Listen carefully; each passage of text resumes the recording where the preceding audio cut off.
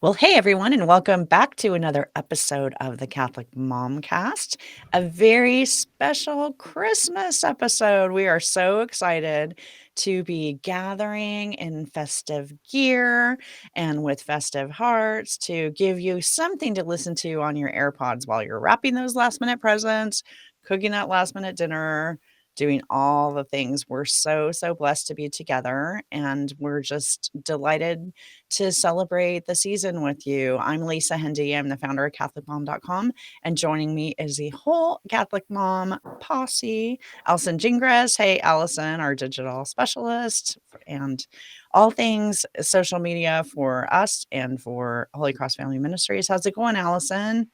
It's wonderful. Merry Christmas to you all. Yay. I feel like we can almost say that because we're so close. Morera Johnson, how are you doing, Maria? Good morning, everybody. I'm doing great. Getting ready, getting festive. Yeah, I'm going to tell you, if you're listening to the audio, that you just need to. We don't usually video the Catholic Momcast, but today you must watch the video for the very beautiful sight of Maria and her festive headwear. So, welcome, Maria. Thank you. Bienvenido. And Barb, who I am going to give a last name, Szyszkiewicz, who is the heart and soul of Catholic Mom, our editor, not usually a voice that you hear on the podcast because she is doing everything behind the scenes to keep us alive and happy and well edited with our Oxford commas in the right place. But we're so happy that you joined us today, Barb. Welcome. Thank you. Thanks for having me today. It's thanks for following my muscle invitation to join us. We're happy you're here. Well, we started off the season with a very goofy Advent podcast, and we thought it would be really fun to get together to talk about Christmas and to just kind of relive some Christmas memories and, just kind of enjoy the blessings of this season. It can be a stressful time, but it's also a really fun time. So I'm going to throw out a few different questions and let people jump in. And the first one is for us to talk about favorite Christmas memories from our childhood. Does anybody have favorite, like, non-traumatic Christmas children memories? Oh, I do. Allison, jump in. So when I was little, the Barbie head that you could style the hair and put on makeup, it was actually life size, by the way. If someone's bought this for their daughter recently and realized it's like this little elf head, when I was a kid, it was life size, and I wanted this thing so badly. Excuse me. And it came in this particular like rectangular box, and I recognized it under the tree immediately. My mother was not good at hiding the boxes. And so we have a Christmas Eve tradition that you could open one present. So you know which one I zeroed in for, right? And so I'm sitting on the bottom stair of our raised ranch, holding this box, my arms lovingly around it, just squeezing it, waiting for my father and my brother to come home from Christmas Eve Mass. They had gone to a later Mass. Of course, it goes longer than the normal Mass. And I just remember sitting in my little dress, holding this box and waiting. And just the joy of it actually was what I thought was in that box. Can you imagine? This would be a completely different memory had I been completely off. And I used that doll forever. And I actually thought I was going to go into cosmetology, but I'm not really because good of the Barbie hair. I could do perfect ringlets for all the Barbies in the world. I mean, that's super in fashion now, so that's so awesome. Do you still have it? I do not, though I did buy one for my own daughter, and that's when I realized that Barbie had like an amazing shrinking head. Or you had an amazing growing head. That is a very true statement, Maria. Barb, how about you? We didn't open anything on Christmas Eve because in my family, the tree went up after the children went to bed on Christmas Eve. Wow. So That's hardcore. Sometimes my dad would bring in the tree and set it up to help Santa by having the tree ready to go. But we did not see the tree or the presents until we came down on Christmas morning. And we had to wait. We couldn't come all the way down the stairs even until my grandmother showed up after she went to 7:00 Mass. Oh my God. Oh my gosh. So we had to wait until she got really late. How many kids were in your family? 3 of us. Oh, my family would have staged a revolt and been down there. We were not allowed. You were very Gosh. compliant children. That must have Yeah, been it was so great because amazing, we didn't though, want to, to like, risk come down anything. the steps and see that. I mean, all at once, like, the thrill of that must have been amazing. Yeah, that was really cool. But we always felt like we missed out on the part where you get to decorate the tree. We helped our Oh. grandmother decorate the tree, and that was fun. But I don't think I was probably in college or maybe out of college before I got to help decorate my family's Christmas tree. Wow. We do not do this in my family now. We put the tree up on Pink Candle Sunday. That's our day to put up the tree. Oh, So that's the awesome. $64,000 question for me is, did you have to contribute to cleaning up the tree afterwards? I don't remember. We probably did help take it down. One year my brother knocked it over and everything broke and that wasn't good. But yeah, we probably did help take it down once we were older. Amazing. Wow. Well, we might need some therapy around that particular family. You said non-traumatic. Maria, how about you? Are there any special Cuban traditions that were part of your Christmas? The Cuban tradition is Noche Buena. So I think that goes Oh, around in a lot of Latin cultures. But yeah, so we celebrated with the meal and everything, Christmas Eve. But my dad was so heavy into the space program in the 60s that we had one of those aluminum trees. We had the silvery oh, aluminum those are tree. so cool. I love So those. every Did you have time- the color wheel that went Yes, around? absolutely. So Absolutely. awesome. Yeah. I'm jealous. Every time the Charlie Brown Christmas special comes on and I look at the beginning of it, I think, oh man, we used to have like the super commercial Christmas. That's so awesome. Just to say So too, now- if anybody is watching the video and you're seeing this like spinning around thing by Maria's head, we should probably not mention it, but I just can't not mention it. We don't understand why that's there or how to get rid of it. So. According It's to the actually because Maria's head is spinning. according to the back end, it is our Yeah. logo. So hopefully okay. when Well, we there you upload go. this, it will Sorry, not Susan. be there. Well, then proudly showing off the logo or not. We tried. Okay, well, if it's not that on the actual recording, then my apologies to the communications and marketing department at Holy Cross Family Ministries for my levity. So my Christmas Eve family tradition, it sounds so holy, but it was so awesome. We always did the Christmas Eve play. And it was my dad started this when we were little. And the first times that we did it was for my grandparents. And I think it was just a way of killing time all day Christmas Eve for my mom, because that way she could wrap presents for the 5 kids. But we spent the day rehearsing. And then in the evening, we would present the Christmas Eve play. And it started when I was young enough that I think maybe the first time, I'm not even sure if my youngest brother was born yet, but I was always Mary, of course, and my dad was Joseph, and the other siblings played a variety of roles, including the fact that whoever was the newest person in the family, they were usually baby Jesus if they were a baby, but then they became Nicholas the donkey. And so once you could Do you crawl, have sibling you became- rivalry issues even today? Yes. And the Christmas play at some point opened up to people from the neighborhood who began to come. And then by the end, it was usually over 100 people would come to the Christmas play. Can you imagine that I, as a teenager and young woman, would agree to do this? The one year that I went to school in France, my sister Erin, who's 3 years younger than me, flew up from Elizabeth to become Mary that year. She was the stand-in Mary. But it went on so long that Greg, actually, as the new kid on the block, did take one turn as Nicholas the donkey the year that we were newlyweds. So it's a beautiful tradition that can only be done in a family with many siblings. I could never pull it off with my 2 boys because just no one to be Nicholas, not enough people. So Well, I I loved it. would probably ask if the boys always wanted to be Nicholas.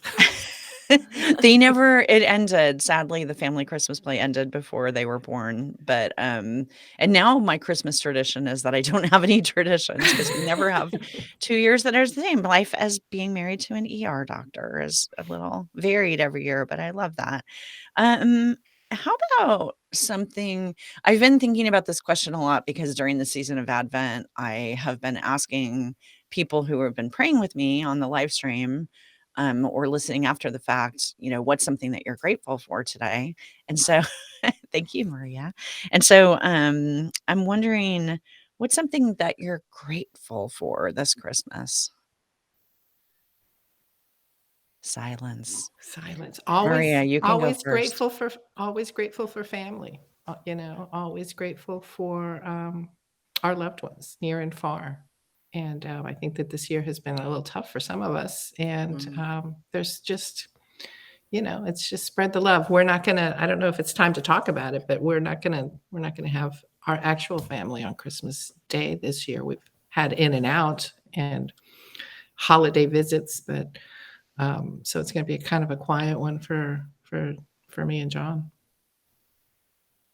That makes you appreciate sometimes. Yeah. Absolutely. Yeah. It's bittersweet. A little bit, but also filled with so many fun memories and Oh, yeah. and thank goodness for FaceTiming, right? Yeah. That's part of the transition of becoming a grandma too, is understanding like the change. I mean, I'm seeing it's really changing our family and changing the way that you do things. And it's flexibility is important, I think, Oh, with absolutely. family. So how about you, Yeah, Allison? What are you grateful for? I've always thought of myself as a workaholic, but the fact that the first thing that came to mind was my work when you Yeah. asked me what, like, oh, I may be, but I'm so blessed. I had asked the Lord many, many years ago because I was the kind of Catholic that kind of came.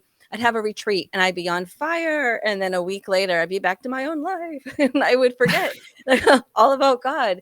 And I remember at one point praying, I said, Lord, I would love to have a life that is centered around you, that I can't just go back into my own self, that I have to stay upward and outward focused instead of inward. And over time, going into full-time Catholic ministry, and then being the blessing of working for a Catholic mom, working for Holy Cross Family Ministries under Family Rosary USA, working for my diocese. I've just been so incredibly blessed that I get to share the good news every single day and put groceries on my table. It's a win-win, and hopefully someday heavenly win situation. That's amazing, and so much good that you do with what you do. So, and a lot of it unseen. So we're really grateful because you make us look so wonderful. We love you, Allison. Oh, I I'm love you guys grateful back. for you. Except for today with the icon I couldn't get rid of. But hey, Barb, what do you have? What are you grateful for? I'm grateful that I'm seeing this year that my kids are coming back around out of the stage of this tradition is lame. So, they're showing that, and they have been showing this season that there are things that they look forward to that for a while there they really didn't want to participate in, but they would do it because they humored us and we appreciated that. So that text in very early December from my college student saying, "Can I bring my girlfriend home, and when can we bake cookies because she wants Oh, to that's bake so cookies?" nice. And love that. things like that. So it's just nice to know that when they're teenagers and they think everything's lame, they will grow out of that. And once If that's again, you, more mom, and you're listening to this and you're lame, never fear. You'll be cool again someday. Barb, that's so funny because I usually buy matching pajamas. We decorate our tree the weekend of Thanksgiving. It's a fake one. I love having it up till mid-February sometimes. I just love the Christmas tree in the house. But I usually buy matching pajamas. But a couple of years ago, it was really evident that my young adult sons were, this is not okay. Like, even I bought them for their girlfriends, and everybody sat around, and we all were like, yeah, we might have outgrown this. So the next year, I didn't buy them. And one of them was like, this year, the year after not buying them, he said, if you want to buy us those matching pajamas, I was like, look at that. So Does your of course, husband wear the matching pajamas too? oh, all of us. Yeah, Oh, it's that's quite amazing. pathetic. No, that's awesome. I'm jealous. we, I, we s- but we have I, fun with it. yeah, at some We did points I Star Wars. gently suggested it, and my husband was not so gently. No. Are you kidding me? It's too much like Scrubs. I know. It's true. Well, He's like, nah, not happening. thought I'd have their buy-in when I bought the Chewbacca Christmas, ensemble for everybody to wear. I mean, I thought I had their buy-in, but not so much. That's so cool. And you'll see when you're a grandma that they'll end up doing it. That's awesome. Mine is, since you guys took all the good ones, but mine this year. I'm so grateful for the gift of my parish family. And I'm so happy to be able to say that because it feels like it's been a long journey to feel like that our church is our home. We moved to LA in late 2016, I think. And so all these years later, it's not just some place that I show up on Sunday, but it's some place that really feels like home. And for both of us, and I think that's a really amazing gift, and I'm so grateful. It's the priests at our church, the Paulist fathers, but it's also just the community of people. And this year, I had the gift of sitting on our synod committee at church, and being so involved in listening to people at my parish and hearing where they are on their faith journey. The synod was good exercise in listening, and our committee is now kind of reporting our results, and we're doing Advent small groups based on what we listened to. But that practice of listening to the people in the pews around me and finally learning some of their names and getting to know them has been an amazing gift this year. So, and sadly, I won't be home at Christmas, so I won't be there with my faith family, but we'll be someplace special. So, this this question, because I hope a few of them are listening, but I know we have some young moms that listen to the Catholic Momcast, and I'm wondering, like, if you could go back and give advice to your younger self as a mom about Christmas and the celebration, like, what would you say? What would you tell yourself, or how would you encourage yourself? Maria? Man, I would say take a breath, make a cup of tea, have a drink, enjoy the season. Sometimes we get so possessed with decorating and buying the right gifts. Nobody remembers. Do you remember what you got last year? I'm going to just say Allison remembers. She got that Barbie head. But for the most part, Nobody remembers unless you're Allison. I know it, but just relax and enjoy the season. That you don't have to have. What I think the damaging thing is the Pinterest and the Instagram and all of the social media posts that tell you just the right thing to do, and the right thing to do is what gives you sanity. And if that means putting up a Christmas tree with no lights one year, do it. Who cares? It's not about the darn tree.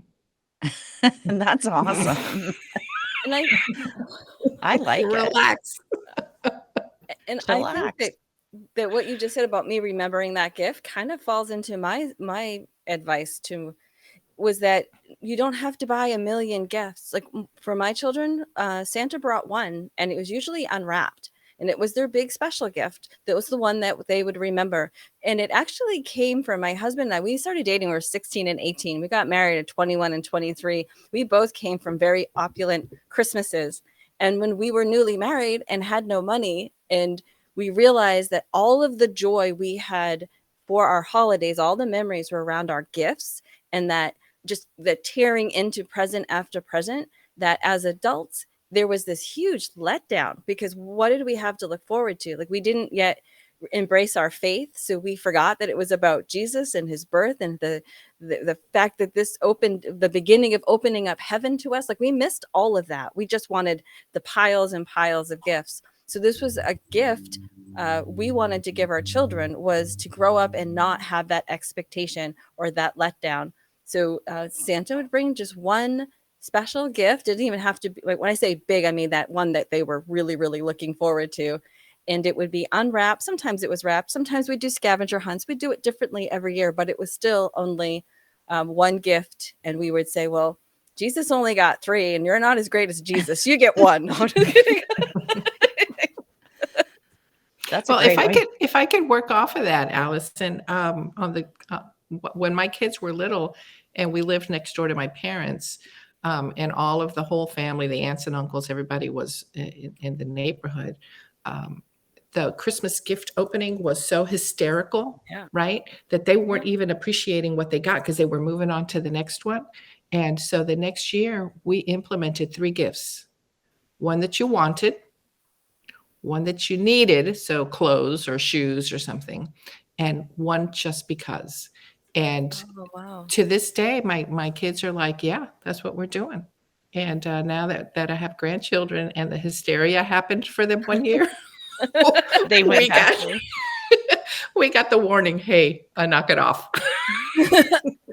Oh, like you should be careful about not. Yeah. Yeah, like Yeah. send one thing, and they know that we're going to send something good, but yeah, don't shower them with things. So Wow. sorry that I jumped in there, but No, that's your awesome. comment That was reminded me perfect. that that's what we did when they were little because of that hysteria. That's cool. That's great. Barb. I actually had a kid who turned off the hysteria on his own. Oh. Because in my husband's family, they do the big celebration on Christmas Eve, and that means 60 people at a party, and Santa comes and Santa gives the children the gifts that are brought for them.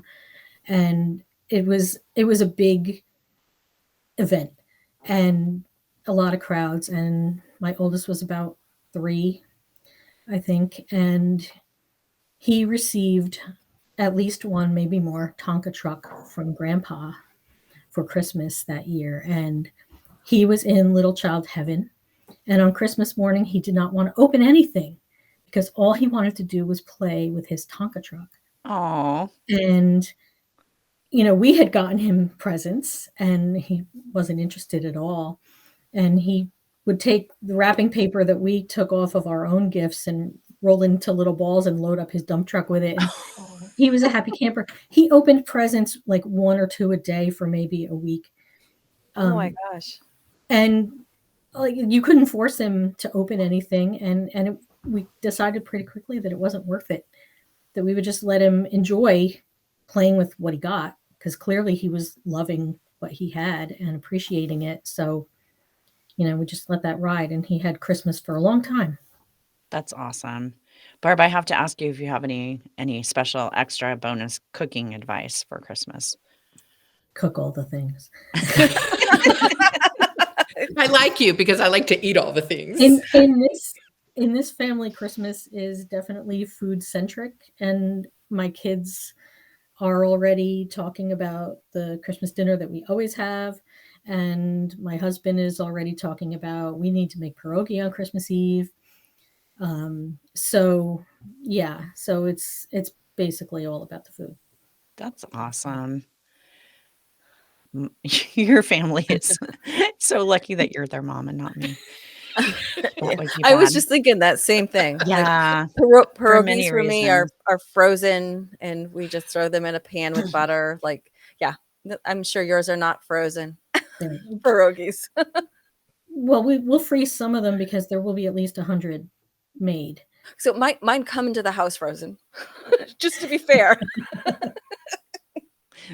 Barb is shuddering over there at the thought of frozen pierogies. So Lisa, I do you am go happy out to for eat. Chinese on Christmas Day?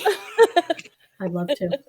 No, our food tradition is actually the only food tradition that we have in our family is that we have pizza on Christmas Eve, which started as a tradition when I was a little girl because after the Christmas play, that was like the one way that we would actually eat something. So we had pizza, and we still do that. And my children have, as adults, have indulged me in continuing the tradition. So that's a good thing. I was gonna say for my advice, you guys took all of the good ones as usual, but one thing that I've been doing recently is going through old slides of my grandparents' pictures and my parents' pictures that all came to me after my parents' passing, and I didn't realize that I had my grandparents' slides also, so that's amazing. But it's really interesting to see those old pictures. First of all, we take so many pictures now. I mean, every day we take more pictures than they might have taken in half a year back then. But, putting those pictures on a light box and kind of looking at them to see what I'm gonna turn into digital prints, it's been really interesting to me to see what I gravitate towards. What I don't gravitate towards is their trip to the Grand Canyon or, a picture of beautiful scenery on a road trip that they were on. I gravitate toward the pictures that have people in them, and particularly my mom and my grandmother, because their appearances in pictures were more rare. They were often the person taking the picture.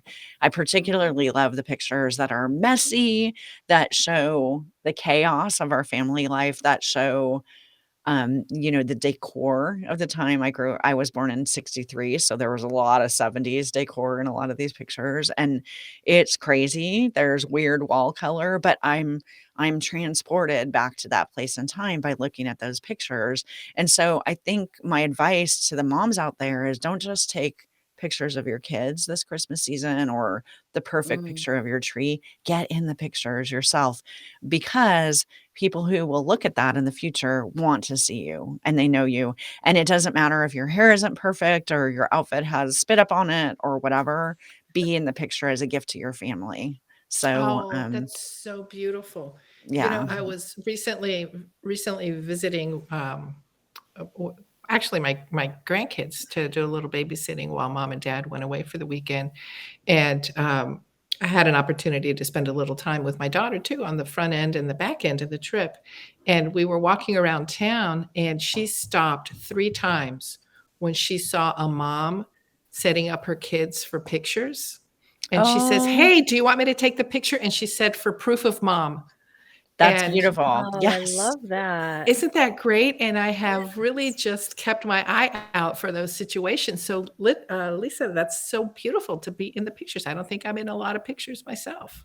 Yeah, do it. And I mean, we consider it, our job to document those things, but Hmm. it's really a gift to your family. And so I'm just gonna say, just do it and don't worry about what you look like. I love that. I posted a picture on Facebook recently of my grandma holding my sister and I, and she's got crazy hair and cat eye glasses, and it's just the most awesome thing to see Bessie in all of her glory.